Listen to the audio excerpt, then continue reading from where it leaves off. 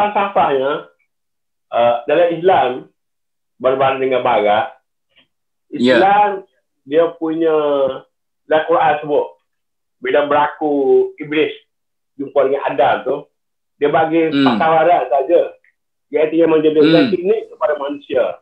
Makanan, minuman, tempat tinggal, pakaian. 4 perkara saja. Tapi yang lebih tu, soal modal, soal yang besar-besar dan sebagainya, itu yang dibawa oleh Barat. Iaitu keperluan yang tak pernah kenyang-kenyang. Bagi 10 mau 100, bagi 100 mau 1000, bagi 1000 mau 1 juta. Jadi kita kena balik kepada basic need manusia ini ialah keperluan asas keperluan tersebut. Makanan, minuman. Dari Islam bagi satu falsafah. Kamu tidak beriman walaupun semaya banyak, pergi haji banyak, pergi umrah banyak. Kalau kamu tidur, sedangkan jiran di tepi rumah kamu tidur dalam kelaparan.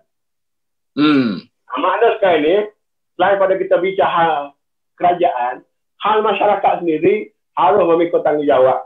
Orang yang ada lebihan sikit, dia kena tolong orang yang kurang.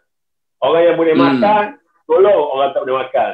Jiran dia, keluarga dia dan sebagainya. Itu yang pertama. Yang kedua, nanti saya nak potong ni. Jadi inilah yang selalu kita para pendakwah duk sebut. Orang kaya mesti tolong orang miskin, orang alim mesti tolong orang jahil. Ini yang slogan ataupun gembar-gembur yang kita cuba suruh masyarakat kita. Tapi masyarakat kita miskin rohani.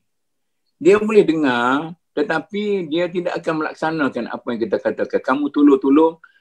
Sekarang ni tengok kan, dia kalau berlaku aksiden, tengah jalan, apa dia buat? Dia ambil gambar viral kan. Ada orang tergamuk, ambil gambar, orang duduk tengah nazak atas jalan raya kerana aksiden, kerana nak viral kan. Busung, berasa aku hebat. Boleh tengok macam ni. Jadi jiwa macam mana sekarang ni? Adakah kita boleh mengharapkan macam ni perangai dia boleh menolong orang yang miskin? Orang yang nak mati tu pun dia nak viralkan. Duduk tengah nazak bukan main lagi. Apa tu besi masuk cocok dalam kepala, dalam otak bersembur. Dia masih lagi viralkan benda-benda macam ni. Macam mana tu? Betul kami? Jadi kalau kita balik, inilah kesalahan sistem kita mengajar anak-anak kita agama. Iaitu agama dan iman yang tidak hidup. Iman yang terkandung. Dengan cara kita mengajar. Minta maaf cakap lah. Hafal sifat 20. Bukan sifat 20 tu. Tapi hafal tanpa faham. Semayang Allahu Akbar tanpa faham. Semayang Allah tanpa faham. Dan sekarang ni kita hidup dalam ibadat yang palsu. Hubungan dengan Tuhan yang terputus. Jadi sekarang ni, cuba kita fokus kepada 2 golongan manusia yang kita mengharapkan jadi perubahan masyarakat dalam negara kita. Satu, para pendidik. Yang kedua, para da'i, pendakwah. Macam mana sepatutnya pendidik dan pendakwah ini boleh berperanan dalam keadaan gawat sekarang ini supaya kita boleh memulakan muntalak yang baru. Ini kita balik pada Khalid ni. Muntalak yang baru, ada awal kita tahulah. Kita jadi check betul point, starting point yang baru supaya kita boleh bergerak ke arah. Kita jangan fikir tentang orang politik. Orang politik ni macam dia. Tidak ada political mileage, dia tidak akan buat. Tetapi saya selalu kata sekarang ni, kita macam give up. Orang politik sekarang mewarisi politik zaman barat liberal. Jadi kita nak wujudkan suatu alternatif baru, iaitu pembangunan masyarakat berasaskan kepada pembangunan sosial, pembangunan intelektual yang tidak ada sangkut paut dengan political mileage orang-orang politik. Macam mana kita boleh mulakan satu reformasi atau transformasi atau apa-apa masih lagi lah. Yang ni pun duk kelahi lagi ni. Saya dengar kalau orang politik sekarang ni dalam keadaan wuduk mati sekian banyak hari-hari dia kelahi politik lagi.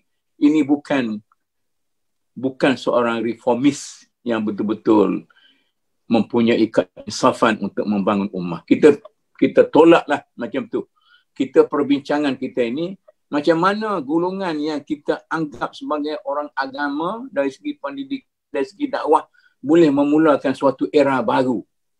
Maknanya inna ma'al usri yusra. Dia katakan 100 tahun tu keluar, maknanya satu reform tajdid yang lahir daripada suatu keadaan yang sukar terhadap ini, supaya kita boleh memimpin bangsa kita naik ke atas. Dan maknanya para pemimpin politik kata kita nak naik ke atas tanpa mengganggu orang lain dengan modal sedikit yang ada. Macam mana? Balik kepada konsep kedai runcit semula. Saya melihat kalau kita nak betul daripada pendidikan, sama juga guru, sama juga pendakwah, sama juga ibu bapa. Yang berlaku sekarang ni, kita memberi maklumat-maklumat kepada anak-anak kita. Tapi dari segi pendidikan, tak kira lah pendidikan ekonomi ke pendidikan apa sekalipun, dia kena pembudayaan. Tidak cukup kita nak cerita dalam Islam, kebersihan dan sebagainya. Tapi bagaimana kita melihat praktikal nak membersihkan sesuatu tempat, misalnya ibu bapa menyediakan tong sampah supaya anak buang sampah. Bagaimana kita dengar orang Jepun atau orang negara-negara yang maju, sampah di sekolah, anak-anak murid pelajar tak buang, atau sampah masuk dalam poket supaya dapat dibuang. Benda-benda secara praktikal. Yang sekarang ni ibu bapa sendiri tidak membudayakan kepada anak-anak mereka itu ilmu. Pendakwah juga melonggok-longgokkan ilmu, bukan membudayakan. Jadi macam sekarang ni pun, pembudayaan itu harus berlaku, kata macam tadi, tabung, keuangan. Anak-anak diajar sejak kecil lagi supaya mereka menabung, katakanlah. Anak-anak diajar sejak kecil supaya mereka tidak membazir.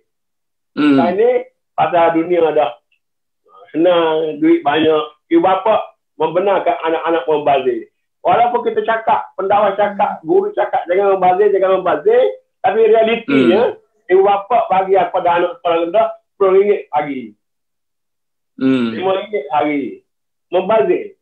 Jadi budak-budak tu tak tahu buat apa duit, akhir membazir. Jadi soal pembaziran, soal kebersihan, dan agama kena diberi nilai yang betul. Saya nak buat contoh lah. Dalam semua kitab agama, kitab fiqh, kitab hadis, dia mulakan semua dengan ba' at-taharah. Bersih. Okay.